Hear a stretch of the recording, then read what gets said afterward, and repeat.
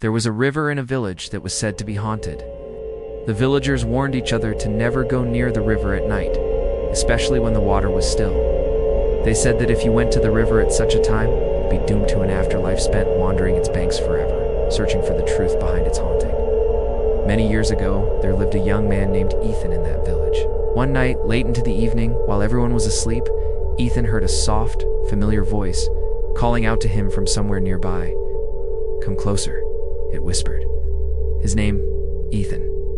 "Ethan, go closer," it whispered again, and I couldn't help myself. I had to follow the sound of the voice, which resembled that of his late sister, who had drowned in the same river many years ago.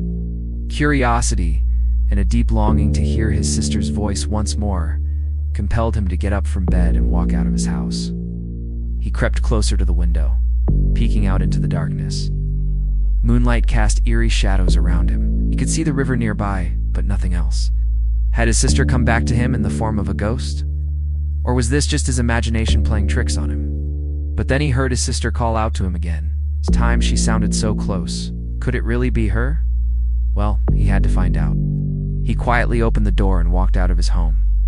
He told himself he would only go to the edge of the garden and peer over the fence into the river. Then he would return home and pretend that nothing had happened. But when he stepped out of his yard and onto the street, the voice called out to him once more, and he found himself irresistibly drawn towards the river. It sounded like his sister. She really was out there somewhere. He had to talk to her. But the voice seemed to grow fainter the closer he got to the river. He ran faster now, stumbling along the path. He didn't care if he woke the neighbors. His sister was out there waiting for him, then he had to reach her. Soon. And then he came to the riverbank. The moonlight revealed the surface of the water to be still and dark.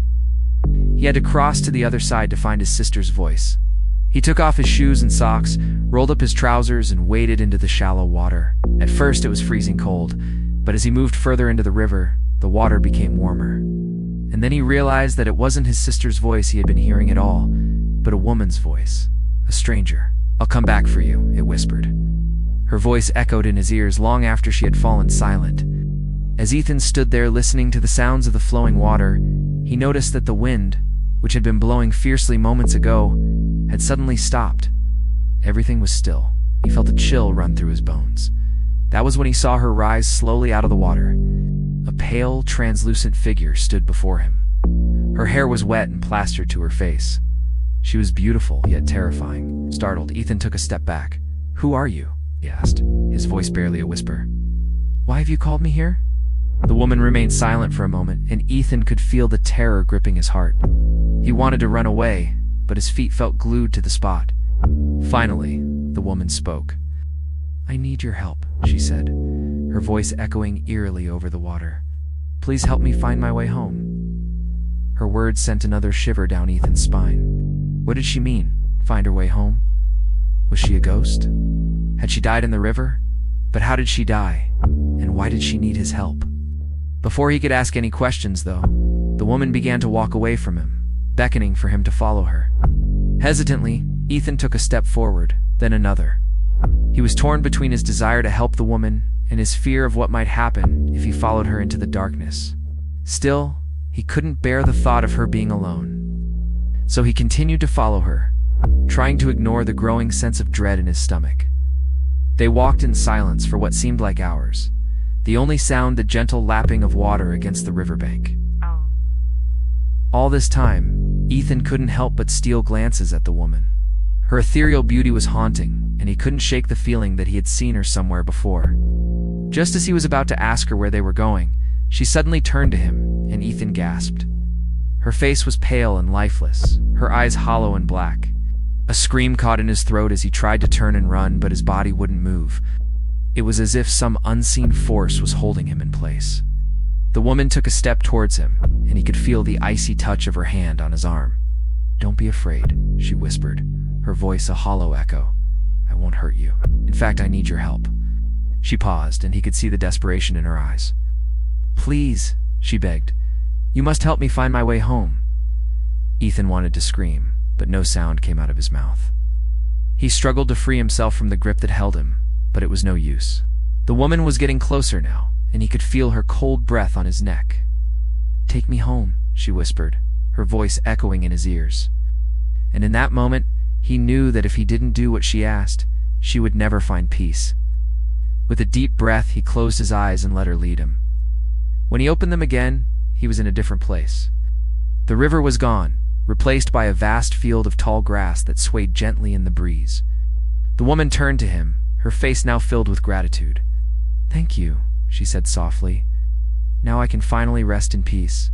And with that, she faded away, leaving Ethan alone in the field. He stood there for a moment, feeling the warmth of the sun on his skin and the soft grass beneath his feet. He was safe. The woman was finally at peace. But as the first rays of sunlight began to peek over the horizon, he knew he had to get home before anyone noticed he was gone. As he turned to leave, he noticed a small cottage nestled between the tall grass. Feeling a sudden surge of curiosity, he decided to investigate. He walked towards the cottage, his heart pounding in his chest. As he neared the building, he could hear the sound of laughter and singing coming from inside. Hesitantly, he knocked on the door. "Who's there?" a woman's voice called out. "Come in." Ethan took a deep breath and pushed the door open. Inside, he saw a group of people gathered around a table, their faces lit by the warm glow of a fire. They were singing and dancing, their voices echoing through the room, and then he saw her. The woman from the river sat in a chair by the fire, her face aglow with happiness. She looked at Ethan and smiled. "I knew you'd come," she said softly. Ethan, he couldn't believe what he was seeing. The woman from the river was alive. How is this possible?" he asked, his voice trembling. The woman stood up and walked towards him. "You saved me, Ethan," she said, her eyes shining with gratitude. "When I died in the river, you pulled me from the water and brought me back to life." Ethan shook his head in disbelief. I don't understand." The woman reached out and touched his cheek. "You saved me," she repeated, "and now I am eternally grateful to you." But Ethan couldn't understand. How could she be dead one moment and alive the next? And why did she keep thanking him? He looked around the room and saw the villagers staring at him with strange expressions on their faces. One of the villagers, an old woman with a kind face, approached Ethan. "Don't you remember, child?" she asked softly. "Of course." He thought for a moment, trying to piece together the fragments of his memory. Then his eyes widened in realization. It all came rushing back to him now. The night he had followed the woman's voice to the river.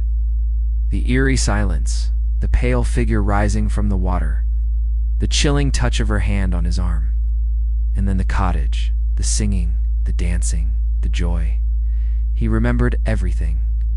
And as he looked at the woman by the fire, he knew that he would never forget her. He had saved her life, and she would be eternally grateful to him. But there was still something he didn't understand. Why did she need his help?